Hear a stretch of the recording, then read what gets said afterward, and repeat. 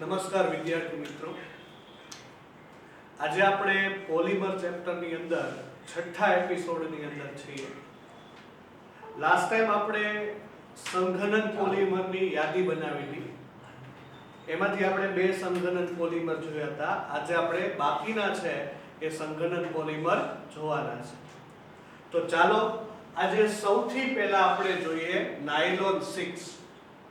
હવે સૌથી પહેલા તો આ નાયલોન 6 છે એ બને છે કઈ રીતે?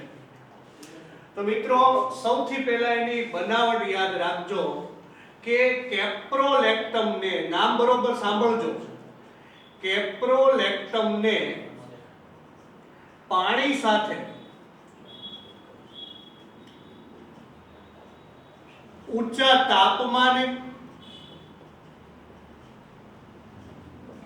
અને દબાણે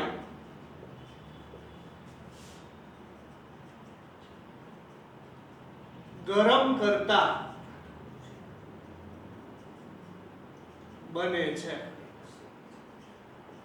સૌથી પહેલા આપણે કેપ્રોલેક્ટમ લેવાનું છે, એની પાણી સાથે પ્રક્રિયા કરવાની છે, તાપમાન ઊંચું રાખવાનું છે, દબાણ ઊંચું રાખવાનું છે અને એમાંથી આપણો છે નાયલોન 6 બનશે. હવે તમને એમ થશે કે ભાવિક સર કેપ્રોલેક્ટમ કઈ રીતે લખવું?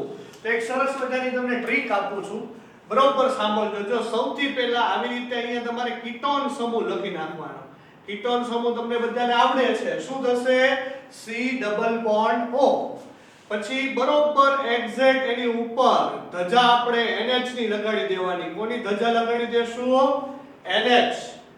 હવે 5 વખત તમારે CH2 લખવાનું છે. જો આ પહેલી વખત મેં લખ્યું CH2, પછી બીજી વખત CH2, પછી ત્રીજી વખત CH2, પછી બરોબર જોતા જજો આ ચોથી વખત CH2 અને આ પાંચમી વખત CH2.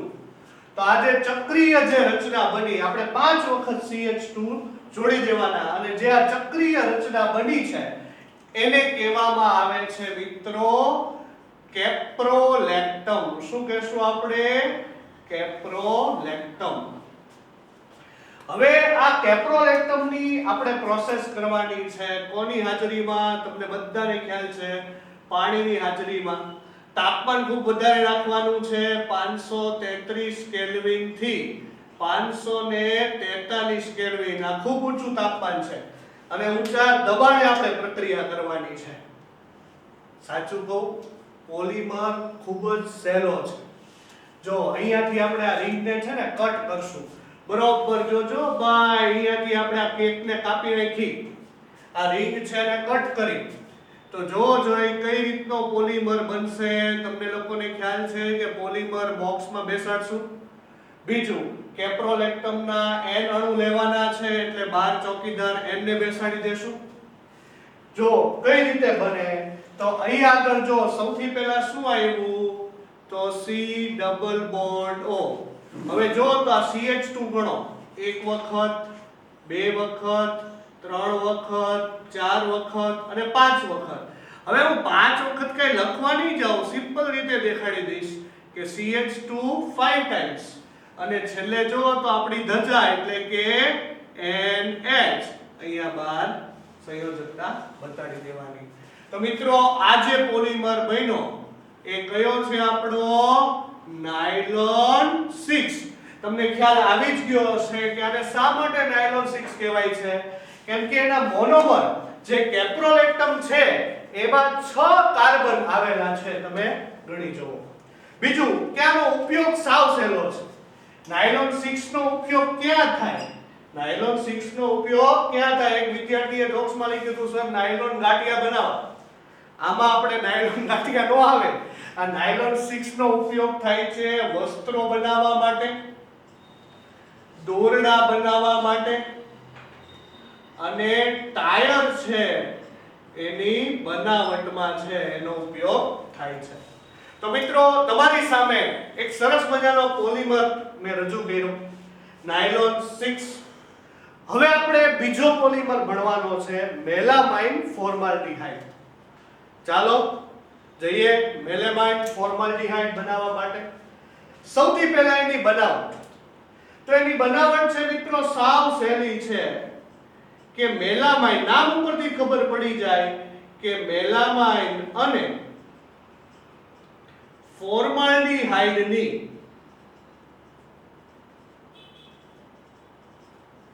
સંઘનન પ્રક્રિયાથી છે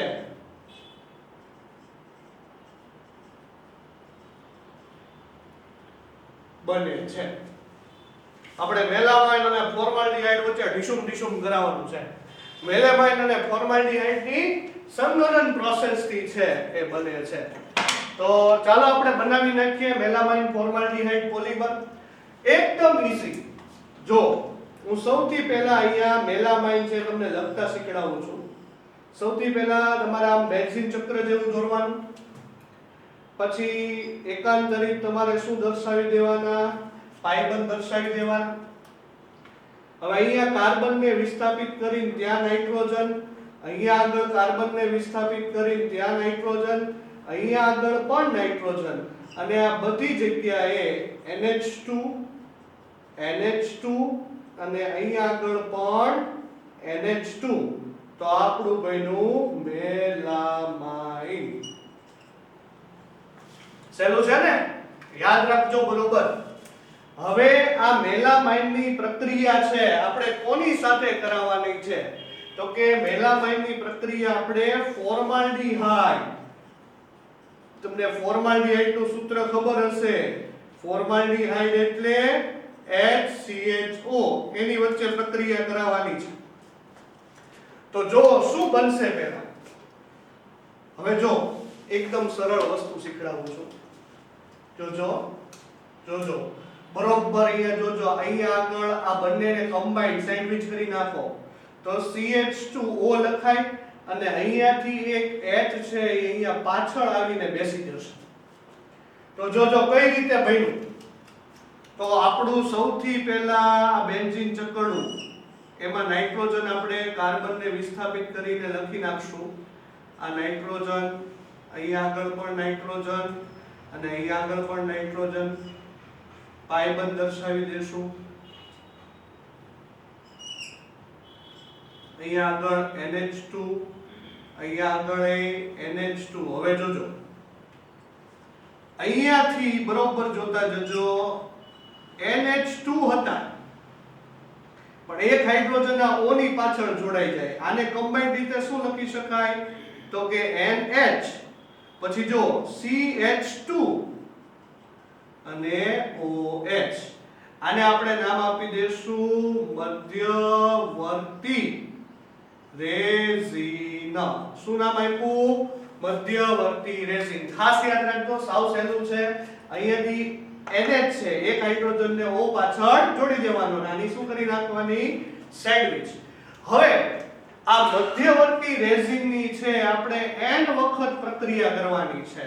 એનું પોલિમરાઇઝેશન કરવાનું છે.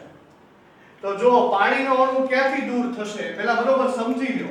આવા તો કેટલાય જોડાતા જશે. અહીંયાથી OH, અહીંયાથી H, એવી રીતે અહીંયાથી H, આગળથી OH, એમ સતત પાણીના અણુ દૂર થતા જશે. તો જો આપણો પોલિમર કઈ રીતે બનશે? સૌથી પહેલા તમને ખ્યાલ છે પોલિમરના સૂત્રને બોક્સમાં આપણે લખશું. હવે જોજો, ખાસ લખવામાં ધ્યાન રાખવાનું. જેમ છે પહેલા હું એમનું એમ લખી નાખું છું. આ બેન્ઝીન ચક્ર અહીંયાથી કાર્બનને દૂર કરી અને ત્યાં આપણે શું જોડી દેશું? નાઇટ્રોજનને જોડી દેશું. આપણે આ પાઇબંધ દર્શાવી દીધા. હવે લખવામાં છે એ થોડુંક તમારે ધ્યાન રાખવાનું. જો કઈ રીતે લખશો? અહીંયાથી આ OH જતો રહ્યો હશે તો શું વધ્યું? NHCH2. જોજો બરોબર ધ્યાન અહીં આપજો. NHCH2. અહીંયાથી H જતો રહ્યો હશે એટલે શું વધ્યું હશે? NH. અહીંયાથી શું વધ્યું હશે? H જતો રહ્યો હશે એટલે NH. તો અહીંયા સંયોજકતા શું પડશે? ખાલી પડશે. 12 ચોકીદાર n ને બેસાડી દેશું. તો આ પોલિમર છે એ આપણો કયો બન્યો? કે આ પોલિમરને આપણે કહેશું મેલામાઇન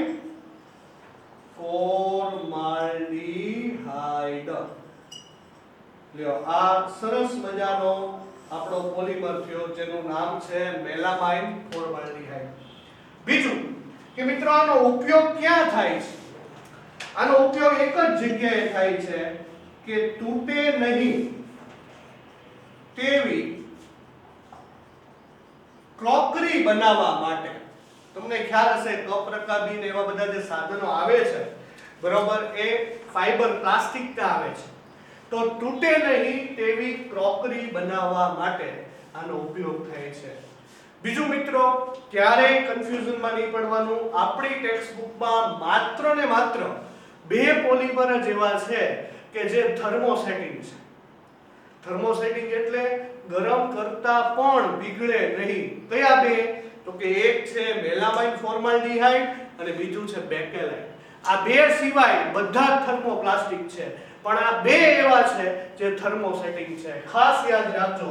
તો મિત્રો, આ મેલામાઇન ફોર્માલ્ડિહાઇડનો ઉપયોગ ક્યાં થાય? તો કે તૂટે નહીં તેવી ક્રોકરી બનાવવા માટે. તો આપણા સરસ મજાના બે પોલિમર મેં તમારી સામે રજૂ કર્યા. ઘરે સરસ મજાની રીતે એની પ્રેક્ટિસ કરજો. બીજું કે આ બોર્ડ વર્કની પીડીએફ હું તમને આની સાથે સેન્ડ કરવાનો છું, એટલે બરોબર સમજતા જજો. આગળ વધીએ. હવે પછીનો સરસ મજાનો પોલિમર કે જેનું નામ છે ફિનોલ ફોર્માલ્ડિહાઇડ પોલિમર. ઘણીવાર આ પોલિમરને બીજા નામે પણ ઓળખાય છે. તમને એમ થશે સર આનું બીજું નામ? તો કે યસ, આનું બીજું નામ છે બેકેલાઇટ પોલિમર. આ બીજા નામે પણ આ પોલિમર છે એ ઓળખાય છે. તો મિત્રો, આ સરસ મજાનો પોલિમર છે. તમને 3 માર્કની અંદર પૂછી શકવાની સંભાવના પણ ધરાવે છે. તો ચાલો નવા પોલિમર ઉપર જઈએ. બેકેલાઇટ પોલિમર, ફિનોલ ફોર્માલ્ડિહાઇડ વર્ગનો પોલિમર સમજતા જઈએ. સૌથી પહેલા તો કે સૌથી જૂનો સંશ્લેષિત પોલિમર છે. જ્યારે સંશ્લેષિત પોલિમર બનાવવાની શરૂઆત થઈ ત્યારે સૌથી પહેલા બન્યો હતો.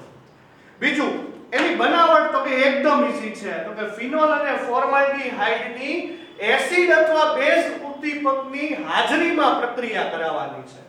ચાલો પહેલા આપણે પ્રક્રિયા કરાવીએ, પછી બીજી બધી વાતો જોઈએ. જો અહીંયા આગળ હું શું લખું છું જોતા જજો સરસ મજાની રીતે. આ બેન્ઝીન ચક્ર ઉપર OH, તમને નામ તો આવડી ગયું હશે, ફિનોલ.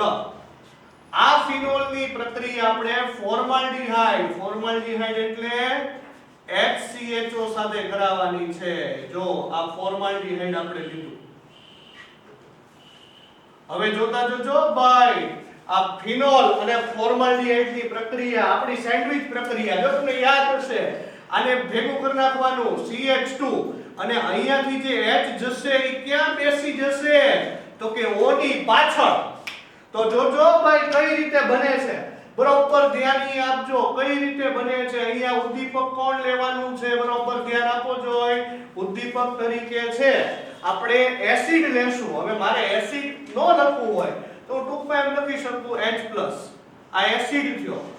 અથવા બેઝ એટલે OH- એની હાજરીમાં આ પ્રક્રિયા થાય છે. હવે જોજો કઈ રીતે બને છે. જોજો ધ્યાન આપજો મસ્ત રીતે. આપણો ફિનોલ જોઈ લ્યો, બેન્ઝીન ઉપર હોય. હવે અહીંયાથી H નીકળી ગયો હોય, અહીંયાથી સીધું જોડાણ. તો જો આને શું લખવું? સેન્ડવિચ થઈ જશે ને, CH2 અને O સાથે H. આને કહેવાય હાઇડ્રોક્સી મિથાઇલ સમૂહ. તમે જો અહીં આગળ મેં લખ્યું છે કે હાઇડ્રોક્સી મિથાઇલ સમૂહ. હવે આ તો ઓર્થો સ્થાનમાં જોડાણો. એવી રીતે છે આ હાઇડ્રોક્સી મિથાઇલ સમૂહ બીજા ઓર્થો સ્થાનમાં અને પેરા સ્થાનમાં પણ જોડાશે. તો જોજો હું કઈ રીતે લખું છું.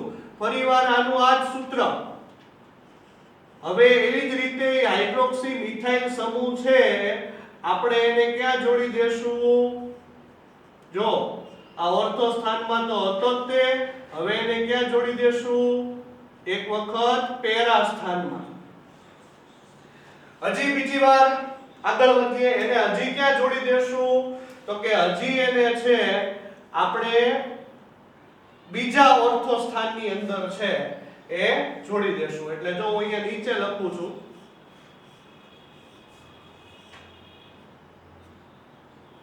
આ OH CH2OH, અહીંયા આગળ એ CH2OH અને અહીંયા આગળ પણ CH2OH. તો તમે જો પહેલા તબક્કામાં આ બધા હાઇડ્રોક્સી મિથાઇલ સમૂહ ઓર્થો અને પેરા સ્થાનની અંદર છે એ જોડાઈ ગયા. હવે આગળ વધીએ. આમાંથી આપણે એકને લઈએ, આ ઓર્થો વાળાને લઈએ અને એને n વખત જોડી દઈએ તો સૌથી પહેલા બનશે નવો રેખીય પોલીમર. હવે જો એ કઈ રીતે બનાવવાનો છે એવું તમને સમજાવું. હું અહીંયાથી છે ને આને ઉપાડું છું. જોજો, બરોબર ધ્યાન અહીં આપજો. સરસ મજાની રીતે આપણું બેન્ઝીન વલય, એના ઉપર OH, અહીંયા આગળ CH2OH અને આપણે આ કેટલા વખત લેવાના છે? n વખત. હવે આ n વખત જોડાતા જશે તો જો જોઈ શું બનશે તો સૌથી પહેલા છે એ n વખત જોડાશે તો નવો લેખ બનશે. જો હવે તમને સમજાવું કઈ રીતે. મારી વાત બરોબર ધ્યાનથી જોતા જજો. અહીંયાથી OH જશે અને અહીંયા આગળથી H જશે તો વધ્યું કોણ? CH2. તો આવા કેટલા બધા, જો આવા કેટલા બધા છે એ ફિનોલ એ કોનાથી જોડાશે? ધ્યાન આપજો બરોબર. આવા કેટલા બધા ફિનોલ છે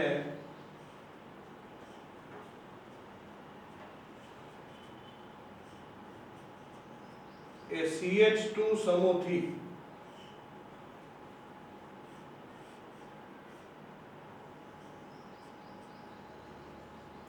જોડાતા જશે.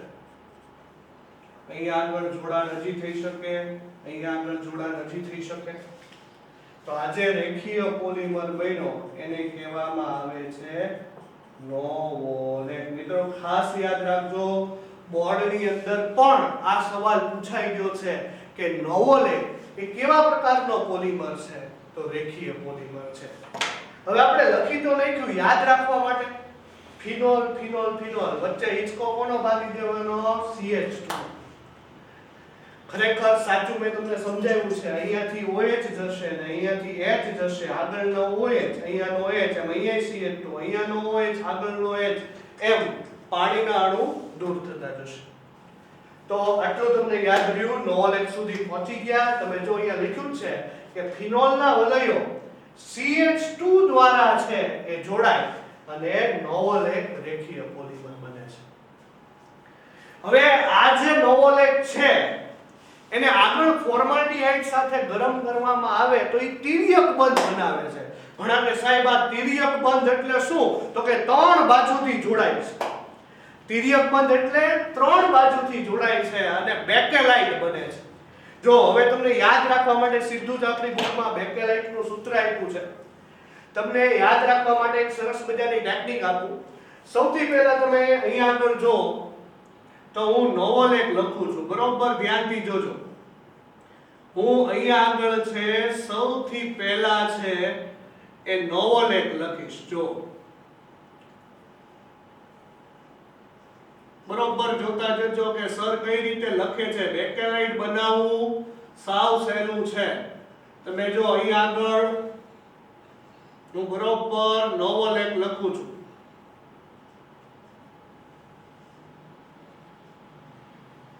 વધીને ત્રણેક જેટલા તમારે વલય દોરવાના, વધારે દોરવાની જરૂર નથી.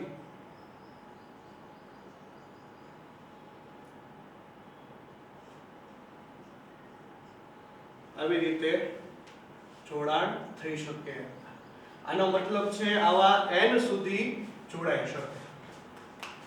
હવે બરોબર છે, બરોબર આની નીચે તમારે CH2 થી જોડાણ કરી દેવાનું. કોનાથી જોડાણ કરી દેવાનું?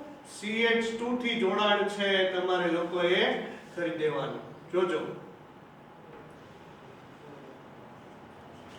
અને હવે આપણું જે આ નવો લેખ છે ને એને આપણે સુવડાવી દેવાનું છે, ઊંધું પાડી દેવાનું છે, એટલે તમારો બેકેલાઇટ તૈયાર થશે. આ જો તિર્યક બંધ કહેવાય, 1 2 અને 3 ત્રણેય બાજુથી જોડાય એને તિર્યક બંધ કહેવાય. હવે જો અહીંયા આગળ હું લખું છું, ઉપરની જે આકૃતિ છે ને એને જ આપણે ઊંધી પાડી દેવાની છે. ઉપરની જે આકૃતિ છે આપણે એને ઊંધી પાડીને લખીએ. જો આપણું પાછું બેન્ઝીન વલય, જોજો યાદ રહે કે ઊંધી લખવાની છે. ફિનોલ નો OH ક્યાં આવી જશે? નીચે. આ જોડાણ પાછું CH2 આપણે પછી કરીએ. ચાલો અહીંયાથી પાછું બેન્ઝીન વલય, પાછા એમાં પાઇબંધ દર્શાવી દેશું.